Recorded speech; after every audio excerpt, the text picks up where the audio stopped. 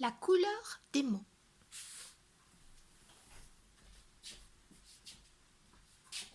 Bien qu'inspirée en partie de faits réels, toute ressemblance avec des personnages ou des situations ayant existé est totalement dépendante de ma volonté.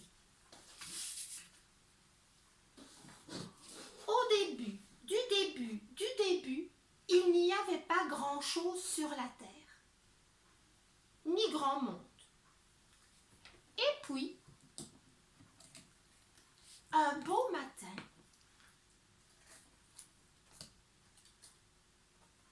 est apparu un œuf. Non. Est apparue la poule. Ou l'œuf. L'œuf ou la poule? La poule ou l'œuf? Bon, on ne sait toujours pas à l'heure actuelle qui est arrivé le premier. Alors, on s'en fout, on tape l'œuf, pouf! Et la poule, eh bien, je la mets de côté. Mais après ces deux-là, sont apparus les premiers hommes. Et là aussi, même question. La femme ou l'homme? L'homme ou la femme? Bref, ils sont là tous les deux aujourd'hui avec nous. Je vous les présente. Alors, nous avons ici Momo et Taram. Ils se disputent en silence. Ben oui. Ils ne savaient pas encore parler. C'est seulement lorsque... Tu restes là, Taram. Hop. Bon. On va la mettre comme ça. C'est seulement lorsque Momo commença à construire des outils qu'il s'est rendu compte qu'il pouvait émettre des sons. Oi! Aïe! Taram trouve ces sons si beaux qu'elle en redemande. Elle prend le marteau. Viens ici, Taram. Et tape sur la tête de Momo. Oh! Sur son pied. Aïe! Sur ses roubignoles. Oui, oui, oui. Ah! Elle a quelque chose dans la tête, Taram. Elle a remarqué que les sons sont différents suivant les zones d'impact du marteau. C'est ainsi, mesdames et messieurs, qu'est né le langage.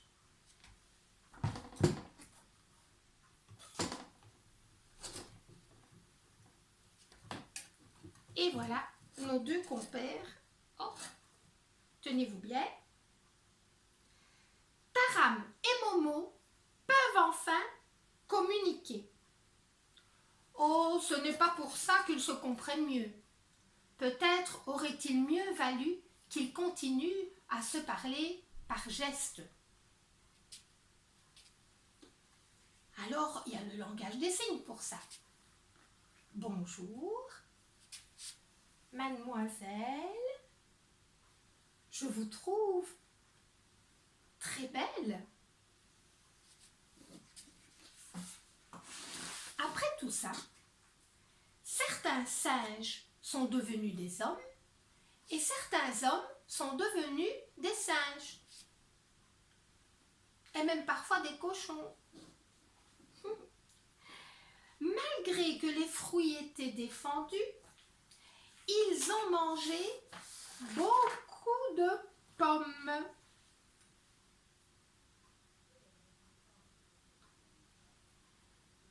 Et comme les pommes sont aphrodisiaques, d'abord ils se sont mariés.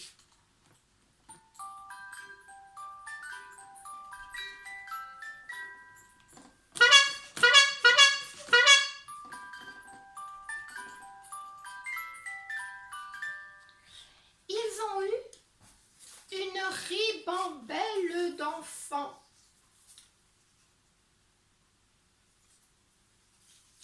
Allez les enfants, hop, au lit. Et ils ont appris à leurs enfants les premiers mots de l'humanité. Main, feu, mer. D'autres mots sont venus étoffer leur vocabulaire. Il y a des mots d'été,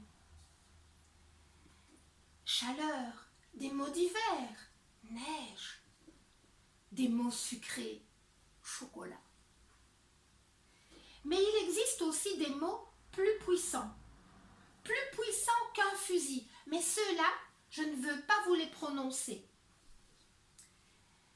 Mais bien vite, il y a eu pénurie de mots. Alors, tous les hommes ont décidé de partir au-delà de la mer. Car c'est forcément là-bas que se trouvent les plus beaux mots de la terre. Alors pour ça, ils ont construit un grand navire. Allez, petit bateau, viens, viens, viens. Ils ont construit un grand navire.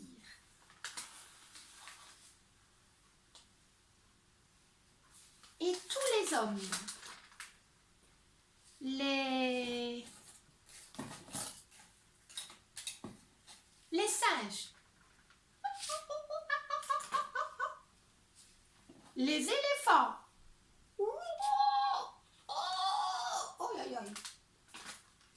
les tigres,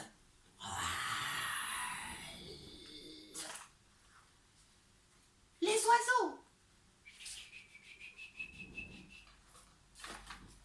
les dinosaures. Non, pas les dinosaures, c'est trop gros. Voilà. Tout ce petit monde est parti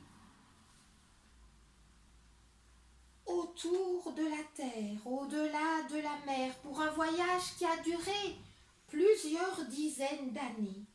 À chaque escale, il laissait des mots et en reprenait des nouveaux.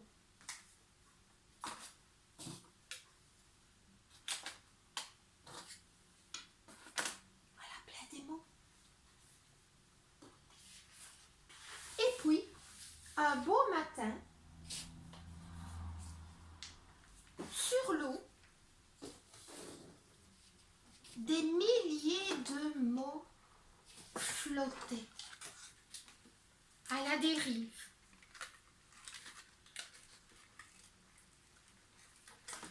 Ils semblent venir de l'île toute proche. Momo, Taram et toute la tribu accostent.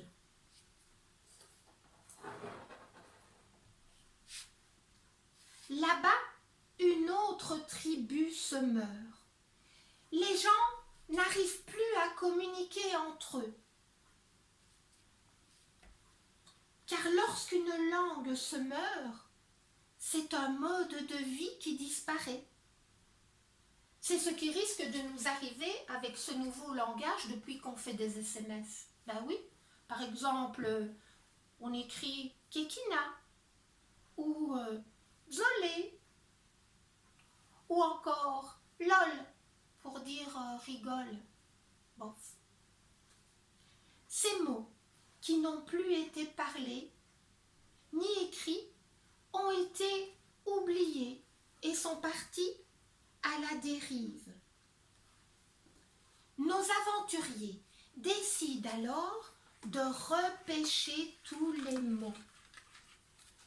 Tous ces mots naufragés, silencieux, étouffés. Petit à petit, les habitants de l'île sont sortis de leur léthargie.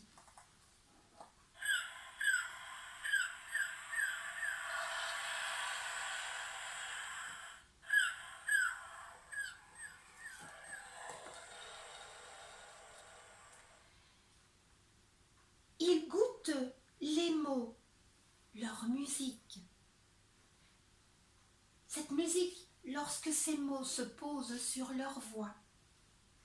Certains écoutent de la couleur, d'autres peignent les sons. Ces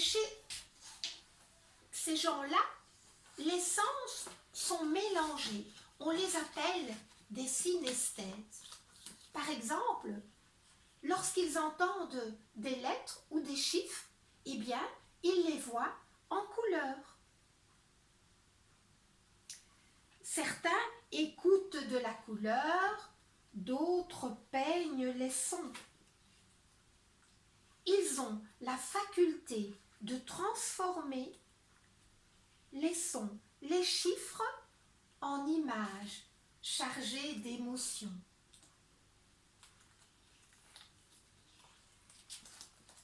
Dans cette île peuplée d'artistes, Taram et Momo ont compris une chose essentielle. On est ce que l'on parle. Par exemple, le mot amour, eh bien, ce n'est qu'un mot, mais il suffit que quelqu'un lui donne un sens pour qu'il prenne une toute autre dimension. Et voilà. Et ça me fait penser à une phrase qu'un philosophe a dit. Choisis bien tes mots, car ce sont eux qui créent le monde qui t'entoure. Alors à moi maintenant de choisir le mot fin ou bien fin.